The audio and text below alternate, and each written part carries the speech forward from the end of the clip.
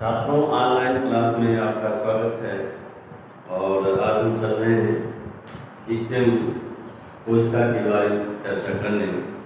इसके पहले कल हम जो है चिकनगुनिया के बारे में चर्चा किए थे। ध्यान दीजिएगा, स्टेम कोशिकाएं क्या हैं। ध्यान दीजिएगा, स्टेम कोशिकाएं बहुकोशिकीय जीवों में पाए जाने वाली वह अविभेदित एवं अविशेषित कोशिकाएं होती हैं जिनमें विभाजन के द्वारा हूबहू यानी उसी प्रकार की कोशिकाओं के बनाने की क्षमता होती है और उन कोशिकाओं से विभेदन के द्वारा जो होता है अन्य विशिष्ट कोशिकाएं जो होती हैं वो बनती हैं। स्टेम कोशिकाएं अन्य कोशिकाओं के जो है विपरीत कार्य करती हैं, अर्थात स्टेम कोशिकाओं से नई कोशिकाओं एवं ऊतकों का जो होता निर्माण किया जा सकता है। तो ध्यान दीजिएगा, स्टेम कोशिकाएं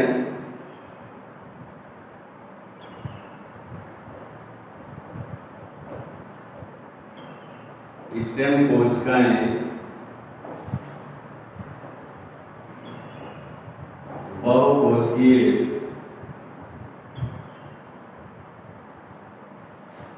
बहुकोशिकीय जीवों की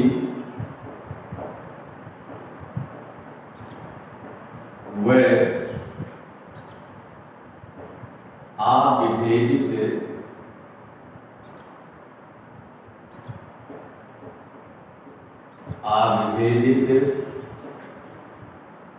एवं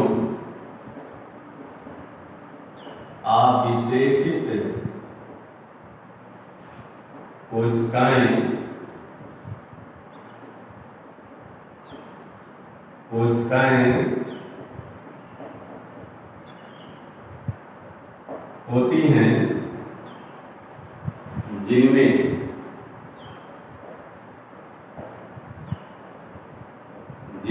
विभाजन के द्वारा उसी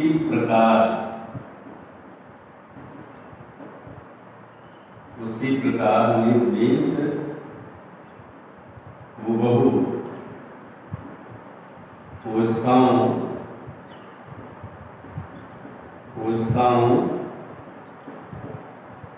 के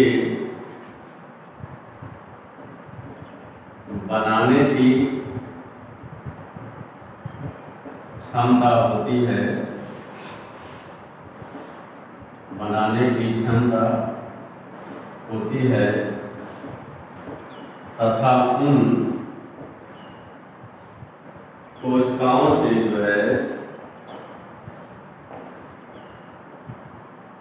उन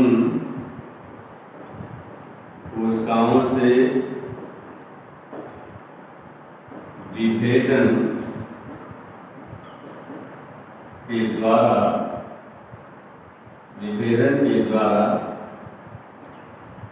अन्य विशिष्ट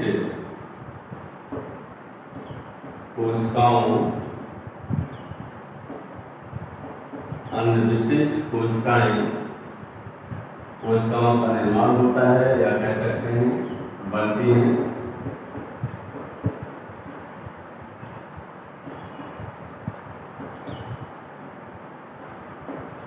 तो स्टेम कोशिकाएं क्या होती हैं? स्टेम कोशिकाएं जो होती हैं बहुकोशिकीय जीवों की वह अविभेदित एवं अविशेषित कोशिकाएं होती हैं जिनमें विभाजन के द्वारा हूबहू अर्थात उसी प्रकार की कोशिकाओं के बनाने की क्षमता होती है तथा बनने वाली उन कोशिकाओं से विभेदन के द्वारा अन्य विशिष्ट कोशिकाओं का जो होता निर्माण होता है। ऐसी कोशिकाओं को स्टेम कोशिकाएं कहते हैं। स्टेम कोशिकाएं जो होती सामान्य कोशिकाओं के विपरीत जो होती हैं, नए कोशिकाओं का निर्माण एवं जो होता है नए ऊतकों का जो होता है निर्माण करते हैं, अर्थात ऊतकों का जो है नवीनीकरण करते हैं। दूसरा पॉइंट, स्टेम कोशिका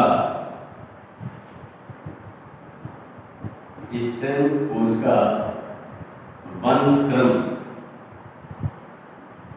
स्टेम कोशिका वंशक्रम स्टेम सेल लाइन ध्यान दीजिए स्टेम कोशिका वंशक्रम क्या है। स्टेम कोशिका वंशक्रम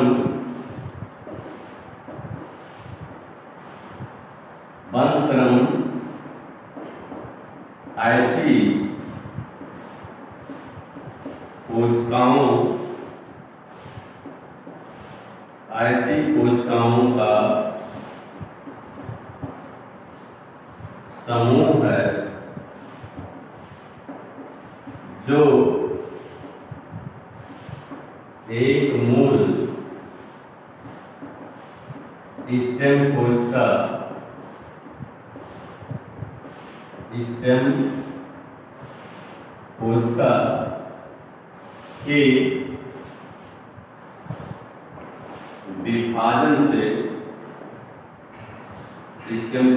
के विभाजन से उत्पन्न हुई है तथा इन्हें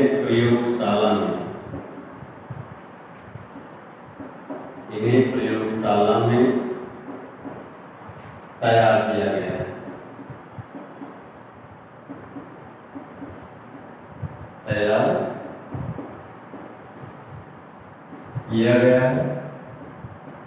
ये कोशिकाएं जो होती हैं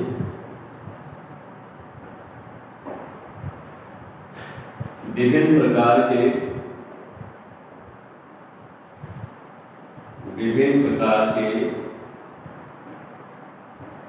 आनुवंशिक रोगों या दोषों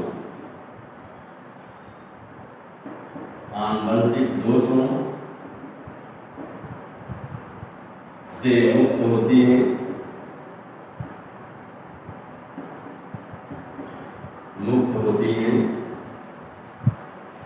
तथा इनके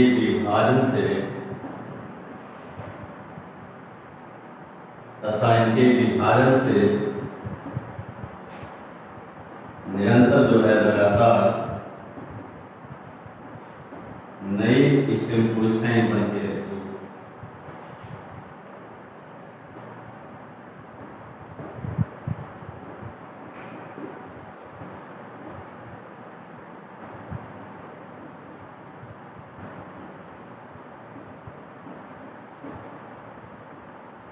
तो क्या है स्टेम कोशिका वंशक्रम? हमने बताया स्टेम कोशिका वंशक्रम जो है ऐसी कोशिकाओं का समूह होता है जो एक मूल स्टेम कोशिका के विभाजन से उत्पन्न हुई तथा इन्हें जो है प्रयोगशाला में तैयार किया गया है। ये स्टेम कोशिका वंशक्रम ये कोशिकाएं विभिन्न प्रकार के आनुवंशिक रोगों या दोषों से मुक्त होती हैं और इनके विभाजन से निरंतर जो है नई स्टेम कोशिकाएं जो होती हैं वो बनती रहती है। तो इसे जो है स्टेम कोशिका वंशक्रम कहते हैं।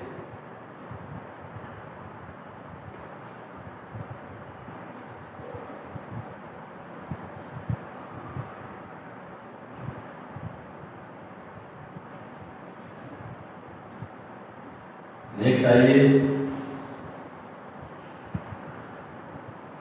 स्टेम कोशिकाओं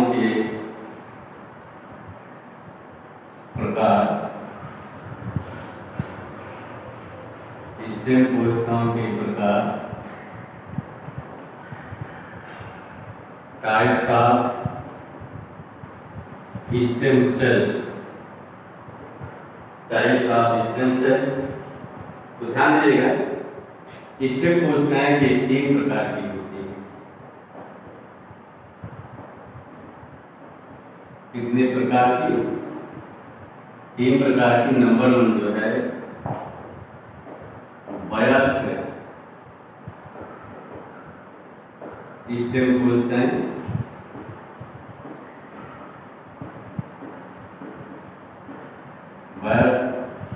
स्टेम कोशिकाएं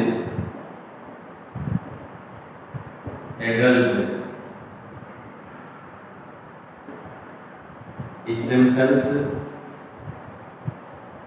ध्यान दीजिएगा, वयस्क स्टेम कोशिकाएं जो होती हैं,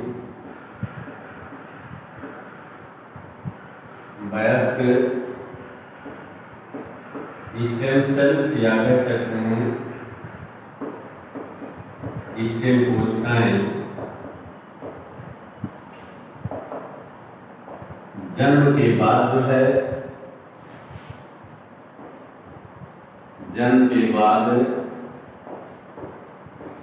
शरीर के विभिन्न भागों में,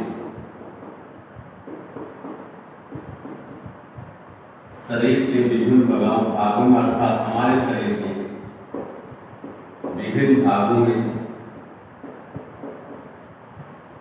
बनती हैं, विभिन्न भागों में बनती हैं। ये जो है एक सख्त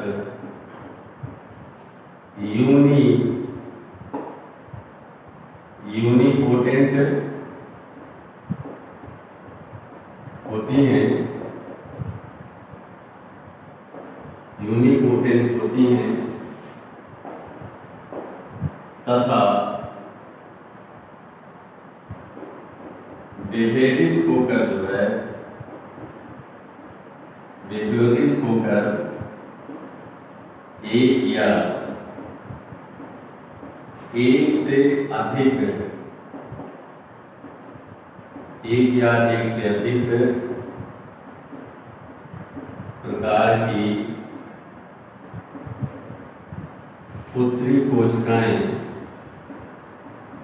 या संतत कोशिकाएं का निर्माण करती हैं या कोशिकाएं बनाती हैं। एग्जाम्पल जैसे जो है अस्थि, मज्जा की स्टेम कोशिकाएं या स्टेम सेल्स से जो है WBC एवं RBC का जो है निर्माण होता है। दूसरा ये भ्रूण स्टेम कोशिकाएं,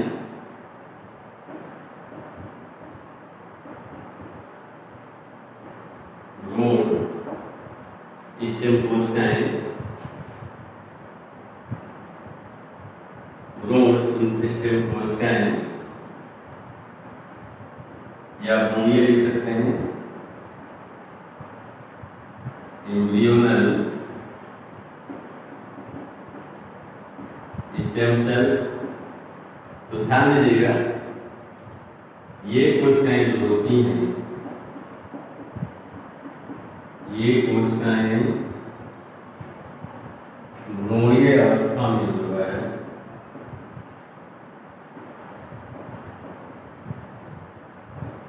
भ्रूणीय अवस्था में ब्लास्टोसिस्ट,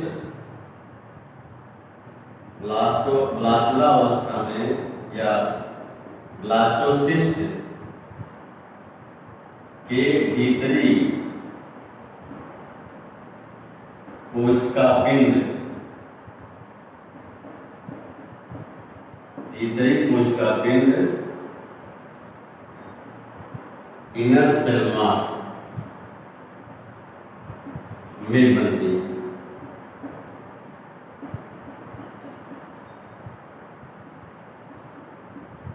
दूसरा तीसरा जो है, तीसरी स्टेम कोशिकाएं गर्भ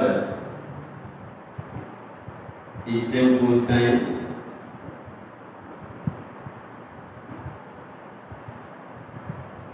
गर्भ स्टेम कोशिकाएं फीटल स्टेम सेल्स। ध्यान दीजिएगा, निषेचन के बाद जो है,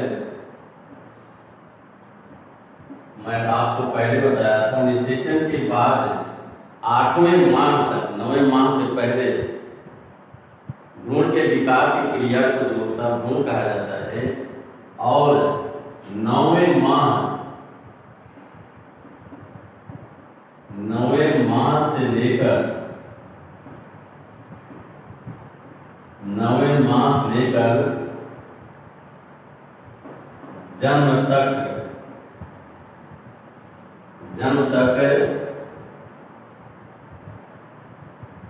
भ्रूण के विकास को जो है जन्म तक भ्रूण को गर्भ कहा जाता है। क्या कहते हैं? गर्भ कहते हैं। तो ये कोशिकाएं जो होती हैं गर्भावस्था में, ये स्टेम कोशिकाएं जो होती हैं या स्टेम सेल्स गर्भावस्था में अर्थात 9वें माह से लेकर जन्म तक गर्भावस्था में गर्भ में बनती है। इसमें बनती है गर्भ में। इस प्रकार सातवां जो है स्टेम कोशिकाएं 3 प्रकार की होती हैं। प्रथम को कहते हैं बैच स्टेम कोशिकाएं। ये स्टेम कोशिकाएं जो होती हैं जन्म के बाद जो है मानव शरीर के विभिन्न भागों में जो होती बनती हैं, ये एक साथ होती हैं, अर्थात ये विभेदित होकर एक या एक से अधिक या कुछ प्रकार की पुत्री कोशिकाएं बनाती हैं। जैसे अष्टमज्जा की स्टेम कोशिकाओं के विभाजन से विभिन्न प्रकार के WBC एवं RBC का निर्माण होता है। दूसरा है भ्रूण स्टेम कोशिकाएं। भ्रूण स्टेम कोशिकाएं जो होती हैं भ्रूणीय अवस्था में जो है ब्लास्टोसिस्ट के भीतरी कोशिका पिंड में जो होती है बनती है। तीसरा जो है गर्भ स्टेम कोशिकाएं। एक हमने आपको बताया था कि निषेचन के बाद जो है 8वें माह या 9वें माह तक जो है जायगोट से जो है विकास की क्रिया को जो है भ्रूण कहा जाता है। और फिर जो है 9वें माह से जन्म तक लेकर के भ्रूण के विकास की क्रिया को या भ्रूण को गर्भ कहा जाता है। तो ये स्टेम कोशिकाएं जो होती हैं ये जो है गर्भावस्था में गर्भ में बनती है। इसमें बनती हैं गर्भ में।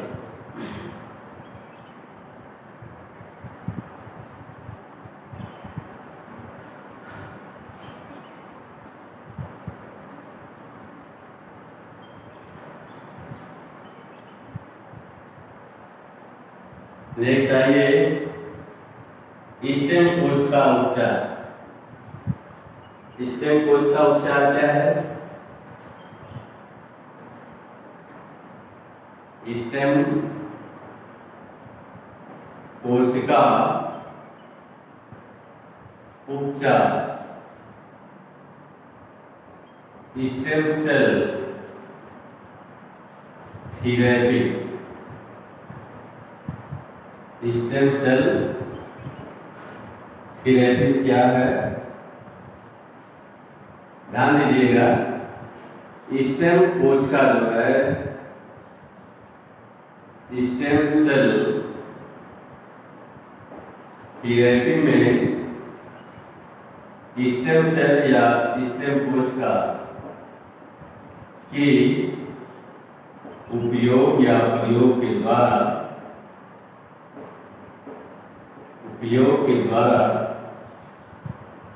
किसी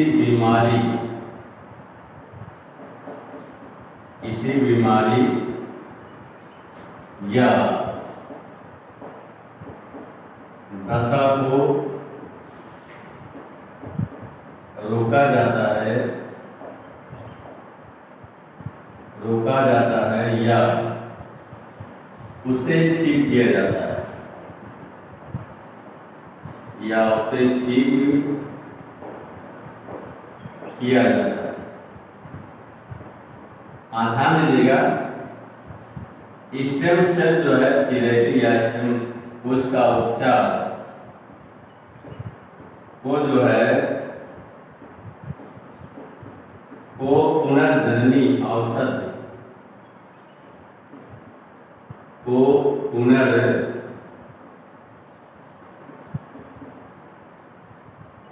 पुनर्जननी औषध या इसको रीजनरेटिव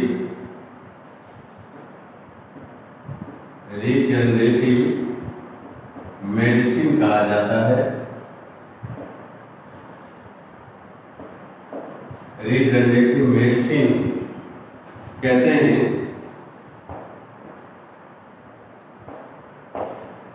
क्यों कहते हैं? क्योंकि स्टेम कोष का उपचार में, क्योंकि स्टेम कोष का उपचार या इसमें जो है स्टेम सेल या जो है उसके व्युत्पन्न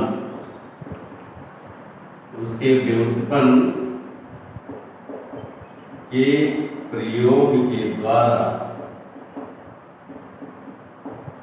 प्रयोग के द्वारा रोगीय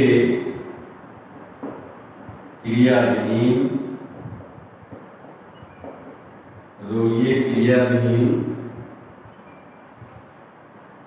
यौन क्षतिग्रस्त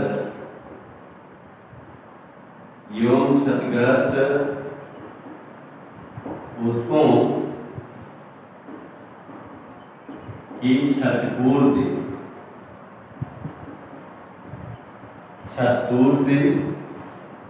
के लिए जो है क्षतिपूर्ति के लिए अनुक्रिया को बढ़ाया जाता है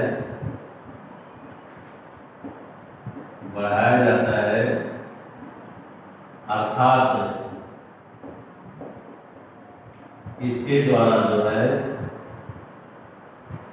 इसके द्वारा ऊतकों का नवीनीकरण किया जाता है। इसके द्वारा ऊतकों का नवीनीकरण किया जाता है। तो क्या है स्टेम कोष का उपचार? क्या है स्टेम कोष का उपचार में जो है स्टेम सेल्स या स्टेम कोशिकाओं के उपयोग के द्वारा किसी बीमारी या दशा को रोका जाता है या ठीक किया जाता है। स्टेम कोष का उपचार को पुनर्जननी अवसर या रिजनरेटिव मेडिसिन कहा जाता है, क्योंकि इसमें स्टेम कोशिकाओं या उसके व्युत्पन्न के द्वारा जो होता है रोगीय या क्रियाविहीन यौन क्षतिग्रस्त ऊतकों की क्षतिपूर्ति के लिए अनुक्रिया को बढ़ाया जाता है अर्थात इसके द्वारा जो है ऊतकों का नवीनीकरण किया जाता है या विभिन्न जो होता है रोगों का जो होता है उपचार किया जाता है। इसीलिए इसे स्टेम कोष का थेरेपी या स्टेम कोष का उपचार या स्टेम सेल थेरेपी के रूप में कहते हैं।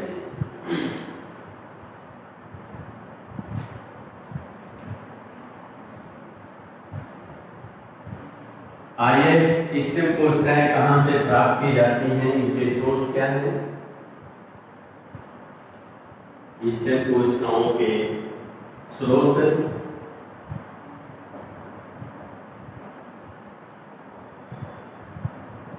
स्टेम कोशिकाओं के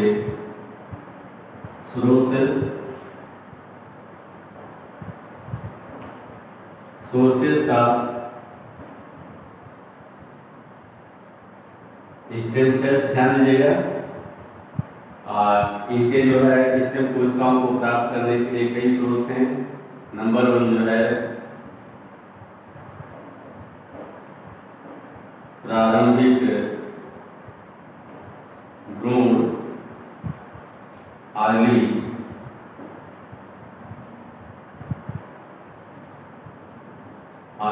एम्ब्रियो।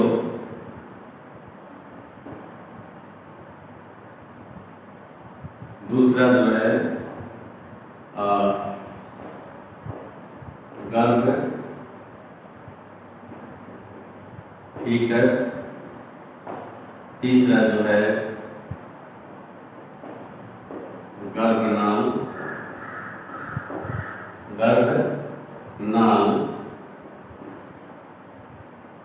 Umbilical card. और चौथा जो है वयस्क यौन शिशु एडल्ट एंड इन्फेंट। तो ये 4 स्रोत हैं। तो ध्यान दीजिए प्रारंभिक भ्रूणीय अवस्था में या प्रारंभिक अंकुर के जो है प्रारंभिक गुण के ब्लास्टुला अवस्था में ब्लास्टोसिस्ट के जो है भीतरी कोशिका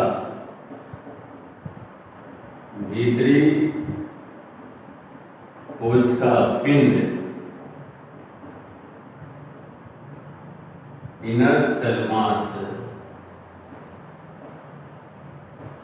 सेल मास से जो है स्टेम सेल्स या स्टेम कोशिकाएं जो है प्राप्त की जाती हैं।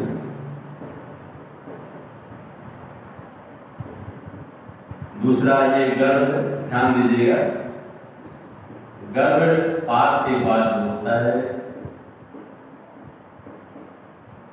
गर्भपात के बाद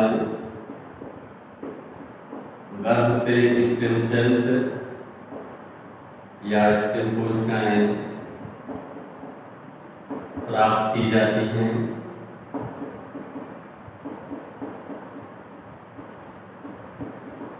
नेक्स्ट गर्भनाल, इसमें जो है जन्म के बाद जो है शिशु के जन्म के बाद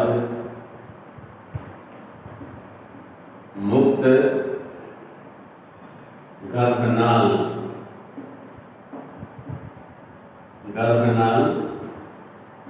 एवं जो है प्लासेंटा से स्टेम सेल्स या स्टेम कोशिकाएं जो है प्राप्त की जाती है।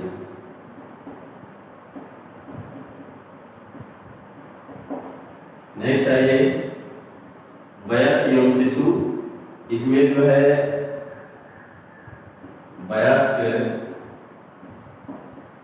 एवं शिशु के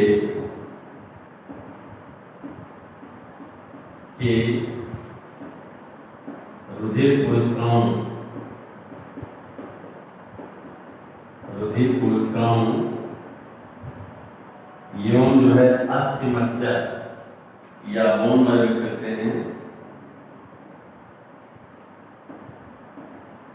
एवं अस्थिमज्जा कोशिकाओं को जो है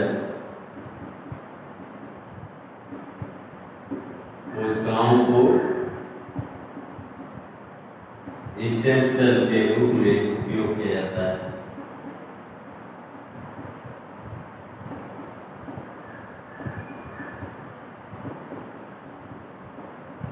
स्टेम सेल के रूप में उपयोग किया जाता है। तो इस प्रकार से स्टेम कोशिकाएं 4 स्रोतों से प्राप्त की जाती हैं। प्रथम है प्रारंभिक गुण, दूसरा है गर्भ, तीसरा जो है गर्भनाल और चौथा जो है वयस्क एवं शिशु। इसमें प्रारंभिक गुण में भ्रूणीय अवस्था में जो होता है ये भ्रूण के ब्लास्टोसिस्ट अवस्था के या ब्लास्टोसिस्ट की भीतरी कोशिका पिंड से जो है स्टेम कोशिकाएं प्राप्त की जाती हैं। इसी प्रकार गर्भपात के बाद जब गर्भ बाहर आता है, कभी कभी जो है तो गर्भपात कराते हैं लोग, गर्भपात पर गर्भ से जो है स्टेम कोशिकाएं प्राप्त की जाती हैं। और गर्भनाल जो है जिसको नारा कहते हैं देहाती भाषा में, जो यहाँ आपके भ्रूण से निकल कर काट कर अलग किया जाता है। तो ये जन्म के बाद जो है जो गर्भनाल मुक्त होता है और उसमें जिसके अंदर जो होता है शिशु होता है उसे प्लेसेंटा कहते हैं या भ्रूणीय भाग, प्लेसेंटा से जो है स्टेम कोशिकाएं प्राप्त की जाती हैं। लास्ट वयस्क एवं शिशु, इसमें जो है वयस्क एवं शिशु के रुधिर कोशिकाओं एवं जो है अस्थिमज्जा कोशिकाओं को स्टेम कोशिकाओं के रूप में जो होता है उपयोग किया जाता है। अब आइए स्टेम कोशिकाओं के क्या उपयोग हैं। तो इस बार जो है स्टेम कोशिकाओं का के उपयोग के बारे में 1 नंबर का सवाल आया था। हालांकि आपके कोर्स में ये किताब में कहीं दिया नहीं गया है, लेकिन फिर भी आप क्वेश्चन आया था, इसलिए हम इसको स्टेम कोशिका के बारे में हमने चर्चा किया। अब आइए स्टेम कोशिकाओं के उपयोगी आकार।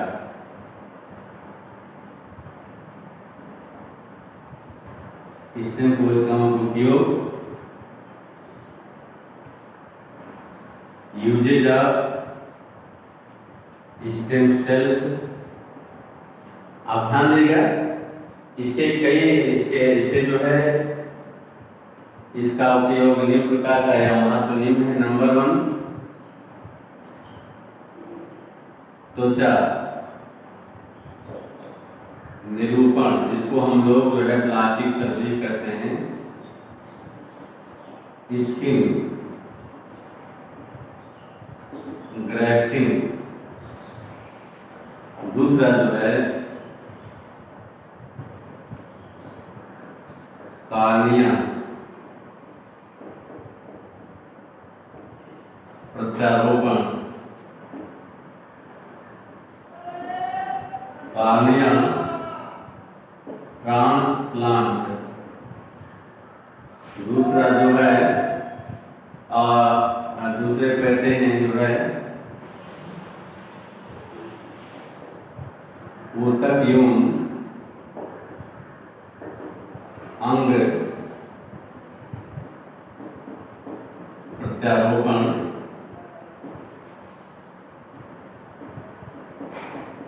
Tissue and organs transplant. Next चौथा, हृदय रोग में हार्ट डिजीज। चौथा जो है, यदि व्यक्ति बहरा होता है तो बहरापन को दूर करने में डीपनेस। नेक्स्ट हृदय कैंसर के ट्रीटमेंट में ब्लड कैंसर। चौथा नेक्स्ट जो है sickle cell anaemia, sickle cell anaemia एवं थैलेसीमिया के उपचार में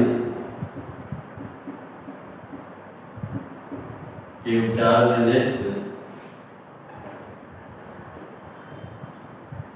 नई दवाइयों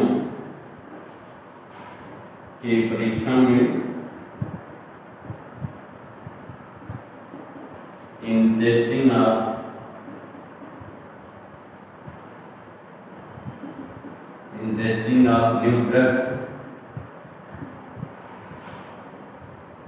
न्यू ड्रग्स और अगला जो है अन्य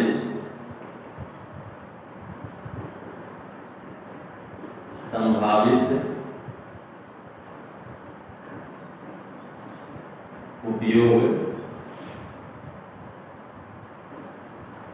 अदर पॉसिबल यूज या यूजेस। आइए, आप लोग सुनते होंगे कि जो है फला जो है हीरो फला नेता जो है अपने त्वचा का प्लास्टिक सर्जरी कराते हैं, जिससे जो है उनको वो पुट्ठे नहीं मालूम होते। त्वचा जो होती है हमेशा जवान व्यक्ति की तरह दिखती है, या जो है कोई व्यक्ति जल जाता है चेहरे का या शरीर का कोई भाग जम जाता है या त्वचा बिखर जो है अगर विकृत हो जाती है, तो प्लास्टिक सर्जरी के द्वारा या त्वचा निरूपण के द्वारा जो है स्क्रीन स्टेम कोशिकाओं से त्वचा का जो होता है त्वचा का निर्माण किया जाता है और फिर उससे जो होता है प्लास्टिक सर्जरी द्वारा उसे जो है शरीर में ठीक कर दिया जाता है। दूसरा, यह नेत्र की कार्निया आपकी खराब होती है तो जो है स्टेम कोशिकाओं से कार्य को विकसित करके कार्निया का जो होता प्रत्यारोपण कर दिया जाता है। यदि आपके शरीर में कोई अंग जो होता खराब होता है, इसमें स्टेम कोशिकाओं से के द्वारा जो है किडनी हुआ, लीवर हुआ या अन्य अंग हुआ जो होता है कल्चर करके तैयार किया जाता है, फिर उसको शरीर में जो है प्रत्यारोपित किया जाता है। हृदय रोग में मायोकार्डियल हृदय पेशी रोग में जो होता है, खास करके अगर जो होता है वो दिक्कत होती है तो उसको दूर करने के लिए अस्थि मज्जा स्टेम कोशिकाओं का उपयोग किया जाता है। इसमें बहरापन में काकलिया में जो होता है, काकलिया रोम होते हैं जो वो सेंस का काम नहीं करते हैं, इसके द्वारा स्टेम कोशिकाओं के द्वारा इसको जो होता है ये दूर किया जाता है। रुधिर कैंसर में खास करके ल्यूकोमिया में जो है इसके कैंसर में जो होता है स्टेम कोशिकाओं का उपयोग किया जाता है। इसी प्रकार सिकल सेल एनीमिया जो है, रुधिराणु जो है हसिया का रुधिराणु एनीमिया एवं थैलेसीमिया के उपचार में स्टेम कोशिकाओं का उपचार किया जाता है, उनका प्रयोग किया जाता है। जब नई औषधियाँ बनती हैं तो उनके परीक्षण में पहले स्टेम कोशिकाओं का कल्चर करके स्टेम कोशिकाओं का से संबंधित अंग तैयार किया जाता है और फिर उन पर जो होता है नई दवाओं का जो होता प्रयोग किया जाता है। अन्य संभावित उपयोग में जो है इसका उपयोग जो होता है स्टेम कोशिकाओं का उपयोग जो होता है ये कैंसर के उपचार में, डायबिटीज को भी टाइप 1 के इलाज में जो है बंधता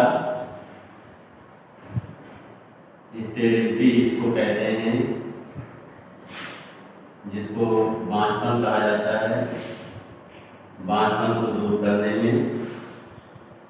उसके बाद जो है गंजापन, आपका शरीर आकार के सर में बाल नहीं होते हैं, और जो है फिर उसके बाद पार्किंसन जिसको कंपल्सिव तत्व कहते हैं,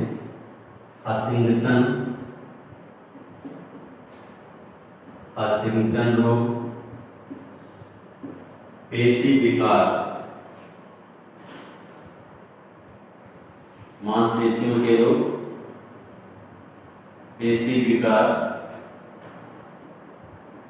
स्नायु विकार, तंत्रिका तंत्र से संबंधित रोग, स्नायु विकार, यौन जो है, अन्य जो है रोगों के इलाज में जो है